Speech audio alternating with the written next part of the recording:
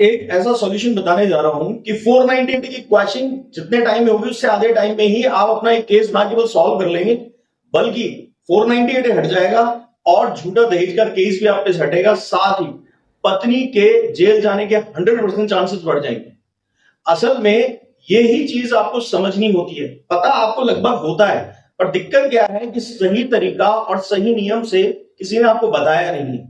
इसी वजह से आप हमेशा एक समस्या से ग्रसित रहते हैं। और एक बात हमेशा ध्यान रखिए, पत्नी ने जो झूठे केस लगाए हैं वहां पर आपके लिए बहुत कुछ होता है। उनमें से बस एक अपना रास्ता निकालिए और उस पर एक तुरंत काउंटर केस डालिए।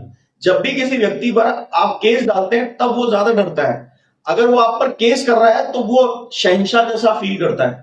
आपकी सबसे बड़ी कमजोरी यह है कि पत्नी जो केस लगा रही है उस केस के अंदर ही आप अपने हाथ पैर चलाने की कोशिश करते हैं, जबकि वो झूठा केस है। बजाय इसके कि उसने जो गलतियां की हैं उन गलतियों का फायदा उठाकर उस पर एक काउंटर केस लगाइए और बिल्कुल तार्किक तरीके से लगाइए, रास्ता निकलेगा। आज का वीडियो इसी संदर्भ में है कि ना केवल आपके झूठे केस का कब्र बना दी जाए बल्कि पत्नी अपनी जान बचाने के लिए आपके पैर पकड़ के भीख मांगे। झूठे केस में यह होना भी चाहिए। झूठे को झूठ का सबक सिखाना चाहिए। दोस्तों, इसलिए हम आपको एजुकेटेड करने के लिए कोर्सेज चलाते हैं और इन कोर्सेज के अंदर हम लोग बहुत अच्छे तरीके से लोगों को उनके रिजल्ट तक पहुंचा पा रहे हैं। और उसका सिर्फ एक रीजन है कि हम उन्हें हर वक्त सिचुएशनल प्रोग्रामिंग पर रखते हैं। उनका हर किसी का केस के अकॉर्डिंग कोर्स इंडिविजुअली डिजाइन होता है। वहां पर उन्हें बेनिफिट्स मिलते हैं। कोर्ट से लेकर पुलिस से लेकर हर जगह असिस्टेंस मिलता है मेरा और मेरी टीम का।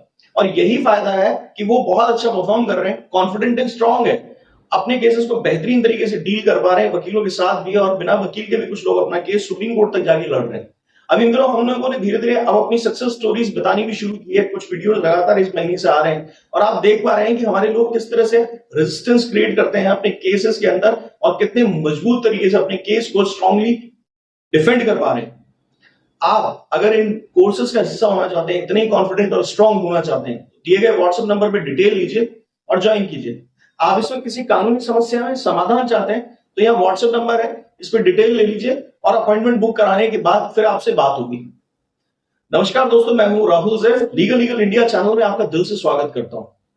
देखिए दोस्तों, पहले ये समझ लीजिए कि झूठे दहेज के केस में एक चीज बिल्कुल ओपनली गड़बड़ होती है। जो कानून में लिखा है उसका पूरा का पूरा ही बंटा धार हो रखा होता है। यानी कि कानून कुछ और कहता है और वहां पर कार्रवाई पुलिस से लेकर और आपकी पत्नी उल्टी कर देती है। और ये मैं बात कर रहा हूं हिंदुस्तान में जिस पे भी दहेज का झूठा केस लगा है उन सब की, यानी आप सब पर ये चीज लागू होती है। यानी ऐसा नहीं है कि कुछ लोगों पे लागू होगी कुछ पे नहीं होगी। देखिए, स्त्री धन की झूठी लिस्ट पत्नी बनाकर कोर्ट में लगा देती है, जिसके अंदर एक कच्ची लिस्ट होती है। उसके अंदर किसी तरह का विवरण नहीं होता है। अगर आप दहेज प्रतिषेध अधिनियम की धारा 3 में जाएंगे और इस लिस्ट की सूची के बारे में जानकारी लेने की कोशिश करेंगे दहेज प्रतिषेध अधिनियम के अंदर, तो वहां पर बकायदा इसके बारे में पूरा समझाया गया है कि इसके अंदर किसने गिफ्ट दिया ये बताना जरूरी है। उसके अंदर अगर गिफ्ट दिया है और अपनी स्वेच्छा से दिया है तो उसे दहेज के रूप में नहीं माना जाएगा। उसको दहेज के विवादों के संबंध में नहीं जोड़ा जाएगा। यानी कि जितनी भी स्त्रीधन की लिस्ट है उसको दहेज के विवाद ना हो इसलिए बनाया जाता है, ना कि इसलिए बनाया जाता है कि दहेज का केस लगाया जा सके। ये बात ध्यान रख के चलिए। दूसरी चीज ये है कि स्त्री धन जो है या जो भी गिफ्ट दिए जा रहे हैं पत्नी को, वो पत्नी के ही होंगे। मगर अगर पति को जो दिए गए हैं वो पति के हमेशा रहेंगे, यानी कि उसको दोबारा डिमांड नहीं कर सकते। अब गौर कीजिए, जो स्त्री धन की लिस्ट बनी थी उसके अंदर आपको जो गिफ्ट दिए गए वो सारे डिमांड किए गए, आपके रिश्तेदारों को जो गिफ्ट दिए गए हैं वो सारे डिमांड किए गए हैं। यहां तक कि उनके एविडेंसेस पत्नी कभी भी नहीं देती है, जबकि शुरू से ही उसके एविडेंस देना जरूरी है। अब उसका एविडेंस कैसे बनेगा? वो लिस्ट पति और पत्नी द्वारा उस शादी वाले दिन तारीख को बकायदा साइन होनी चाहिए। और उसके अलावा यहां पर उसके अंदर एक दो गवाह भी वो चाहे तो शामिल कर सकते हैं, तभी इस लिस्ट की मान्यता होगी। इस लिस्ट के मामले में ढंग से इस बार जो 2024 का लेटेस्ट जजमेंट है, आप लोगों ने काफी लोगों ने देख भी लिया होगा, स्त्री धन से संबंधित सुप्रीम कोर्ट का एक जजमेंट है जिसमें स्त्री धन को प्रॉपर तरीके से समझाया गया है। और इसी को आप एक अच्छा टूल और एक अच्छा हथियार बनाकर अब लड़की वालों के पीछे लगा सकते हैं, क्योंकि सुप्रीम कोर्ट ने साफ कहा है कि इसको एक हथियार नहीं बनाया जा सकता है, झूठे दहेज के केसेस के अंदर स्त्री धन की लिस्ट का मतलब किसी भी तरह से यह चीज नहीं है किसी ने दहेज मांगा था। यानी कि आप सुप्रीम कोर्ट ने जिस तरह से इसको समझाया, जो कि खुद कानूनी ही था, स्टैब्लिश कानून था, इसमें कुछ नया नहीं है, इस पर मैं पिछले कई सालों से वीडियो बनाते आ रहा हूं और इसी तरह से मैंने समझाया है। तो अब आप इसका फायदा कैसे ले सकते हैं ये जरूरी है, ये तो मैंने मोटा मोटी समझा दिया। अब इसके अंदर ये भी बात समझ लीजिए कि जो भी सामान दिया गया है पति को, उसकी वसूली नहीं की जा सकती और यहीं से ही आपका गेम शुरू होता है। यहां पर आप मनी एक्सटॉर्शन का केस लगा सकते हैं, इसके अलावा फाइनेंशियल एक्सटॉर्शन का केस लगा सकते हैं। यानी कि पहली चीज तो वहां पर स्त्री धन की लिस्ट में वो चीजें भी लिख दी जाती हैं जो आपको दी नहीं गई, उतना सामान लिख दिया जाता है, यानी क्वांटिटी इतनी ज्यादा लिख दी जाती है जो आपको कभी दिया ही नहीं गया है और विदाउट एविडेंस दे दिया जाता है। यहां पर आपको जो काउंटर केस लगाना है 420 120B का, एक्सटॉर्शन का, ये सारा जो है इसके अंदर सबसे पहली पार्टी आपको पत्नी को नहीं बनाना है। वापिस ढंग से सुन लीजिए, पत्नी को नहीं बनाना है बल्कि उस आयोग को बनाना है जिसने इस स्त्री धन की लिस्ट को आपसे जबरदस्ती साइन कराया है। बिल्कुल पुलिस के पास दिए गए बयानों की कोई वैल्यू नहीं है, पुलिस के पास करे गए सिग्नेचर्स की कोई वैल्यू नहीं है। अगर पार्टी ने पुलिस के खिलाफ मोर्चा खोल दिया कोर्ट में तो उसको उतने सबूत भी देने की जरूरत नहीं है। आप साफ कहें मुझे डराया धमकाया गया और स्त्री धन की लिस्ट मुझसे थाने में साइन कराई गई। आपसे अगर थाने में स्त्री धन की लिस्ट साइन कराई गई है तो आयोग इसके लिए पूरी तरह रिस्पॉन्सिबल है। ऐसी स्त्री धन की लिस्ट साइन कराना थाने के अंदर दहेज प्रतिषेध अधिनियम की धारा 3 का पूरी तरह से उल्लंघन है, ध्यान रखिए। यानी कि वो लिस्ट शादी के जल्दी से जल्दी, यानी कि शादी होने के कुछ दिनों बाद तक भी जल्दी जल्दी बन जानी चाहिए। यानी उसके लिए आगे कोई टाइम लिमिट नहीं दी गई और उसके अंदर वही लोग गवाह हो सकते हैं और वही लोग बनवा सकते हैं जो शादी का हिस्सा रहे। अब यहां पर थाने में इस तरह की लिस्ट बना दी गई तो फर्स्ट पार्टी बन गए आपके आईओ साहब कि उन्होंने ऐसी स्त्री धन की लिस्ट बनाई।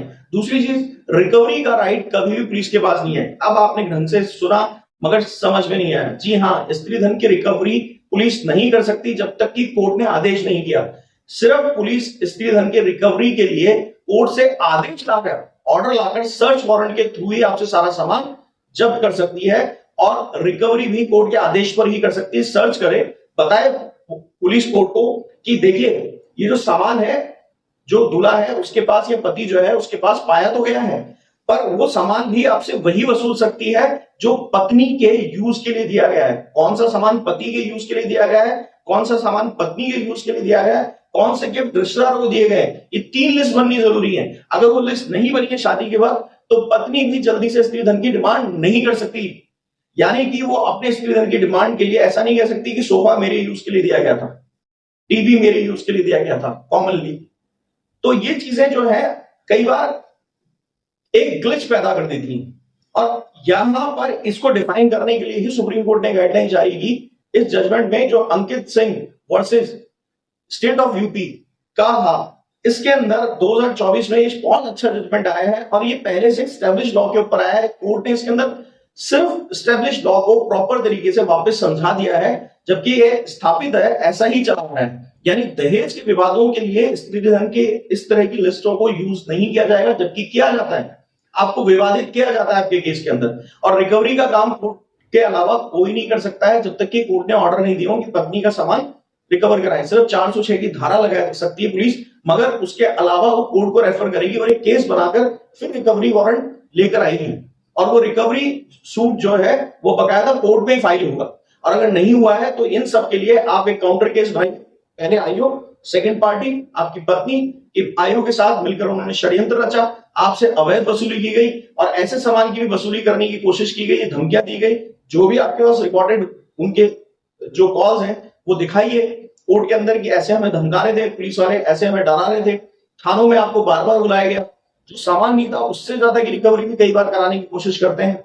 और यहां तक कि जो सामान आपको गिफ्ट के तौर पे दिया गया है वो भी उसमें लिख दिया जाता है और अगर वहां लिखा है तो ये पूरी तरह से एक्सटॉर्शन का केस बनता है।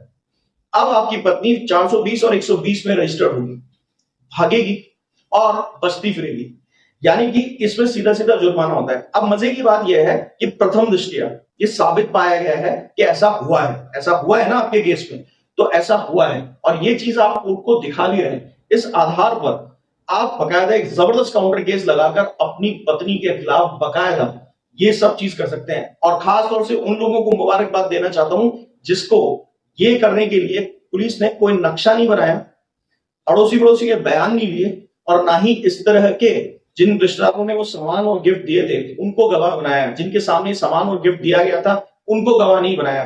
तो अगर ऐसा कुछ भी पुलिस ने नहीं किया है तो पुलिस पूरी तरह से इस कीचड़ में फंस चुकी है। और मैं जानता हूं कि आप ये वीडियो अभी देख रहे हैं और आपको लगने लगा है कि हाँ ये तो हो रहा है। अब होगा क्या कि आपको ये सेम कोर्ट में नहीं डालना है, आपको अलग अपनी तरफ से ये केस रजिस्टर्ड करना है और आप चाहें तो अपने थाना क्षेत्र से भी कर सकते हैं, क्योंकि सारी घटना पत्नी आपके घर की बता रही है, यानी अपने ससुराल की बता रही है, ना कि अपने पीहर की।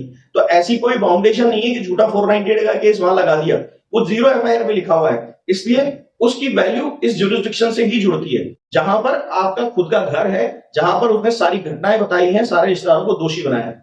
आपके लिए बहुत अच्छा ये सॉल्यूशन हमने आज बनाया है और इसको आप यूज कीजिए और देखिए, क्योंकि ये आजमाया हुआ है हमने। जहां भी ये केस लगाया ज्यादातर टाइम पे जो रिश्तेदार होते हैं वो खुद ही हाथ जोड़ देते हैं पत्नी की तरफ से कि भाई माफ करो, इसको भी माफ करो, हमें भी माफ करो, क्योंकि कई बार रिश्तेदार अक्सर ऐसी गवाही देते हुए मिलते हैं हमारे सामने सामान दिया था।